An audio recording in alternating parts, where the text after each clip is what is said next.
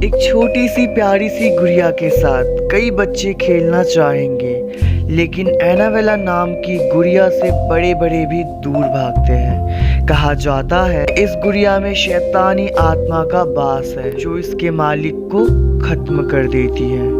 आज मैं आप सभी से एक हॉन्टेड डॉल की रियल स्टोरी शेयर करने वाला हूँ जो काफ़ी ज़्यादा डरावनी है, जिसे सुन के आपके रोंगटे खड़े हो सकते हैं। तो वीडियो को शुरू करने से पहले आप सभी से एक रिक्वेस्ट है, अगर आप मेरे चैनल में नए हो तो मेरे चैनल को प्लीज़ सब्सक्राइब कर दें और पास ही में पड़ा हुआ बेल आइकन को भी ऑल पर प्रेस कर दें। तो ज़्यादा देर ना करते हुए बढ़ते हैं स्टोरी की ओर। ये स्टोरी है एनाबेला डॉल की। ये डॉल के अंदर काफ़ी ज़्यादा बुरी शक्तियाँ हैं, शैतानी शक्तियों से भरा हुआ है ये डॉल। आज से पहले जितनों के भी घर पे ये डॉल मिला था वो सारे लोग मारे गए हैं, कोई नहीं बचा है जिसके पास भी ये डॉल है। तो ये कहानी स्टार्ट होती है। अमेरिकन लेखक जॉनी ग्रोवल ने सबसे पहले अपनी एक रचना में इस डॉल का जिक्र किया, लेकिन सच ये है कि बेहद रहस्यमय तरीके से ये डॉल उनकी ज़िंदगी में आई थी। इसके बारे में जानकर आपको बेहद ताज्जुब होगा। दरअसल बात उस वक्त की है जब लेखक जॉनी ग्रोवल बच्चों के लिए एक किताब की रचना कर रहे थे। उन्होंने रेज़री अन्य सीरीज नामक एक किताब के साथ एनाबेला डॉल को मार्केट में लॉन्च किया। डॉल के पीछे छुपी अनोखी कहानी ने लोगों को इसे जानने के लिए मजबूर कर दिया था। बात उस वक्त की है जब जॉनी ग्रोवल को अपने घर के बैकयार्ड में ये डॉल मिली थी।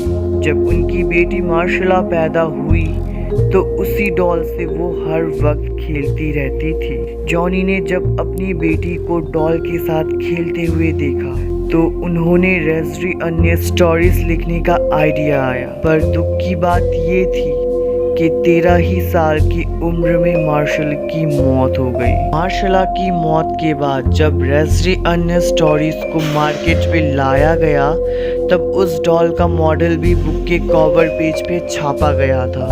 ये मार्शला को श्रद्धांजलि देने के कारण ही लॉन्च किया गया था इस डॉल को।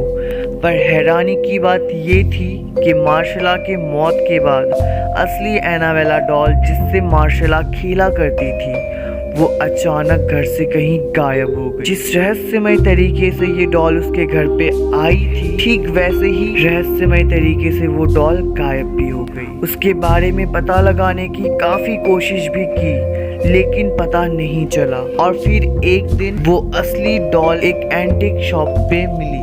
ये बात है साल 1970 की।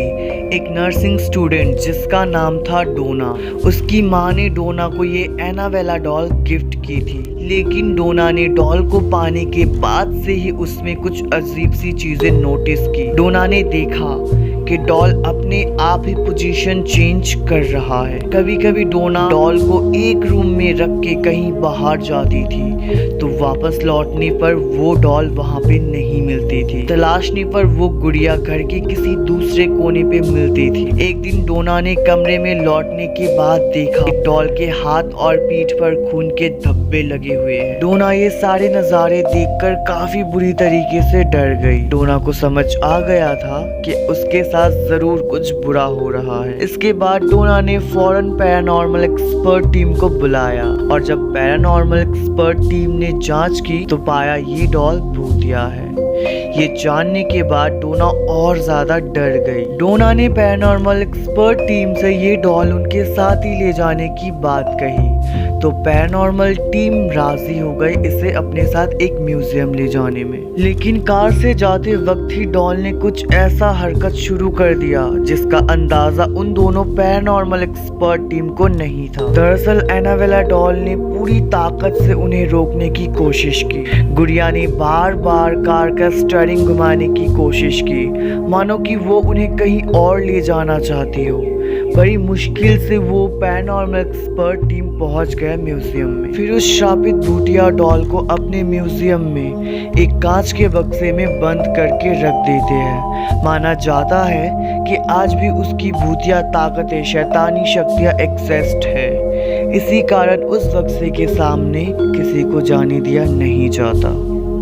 आज की हमारी स्टोरी यहीं तक थी। उम्मीद करता हूँ आप सभी को पसंद आया होगा।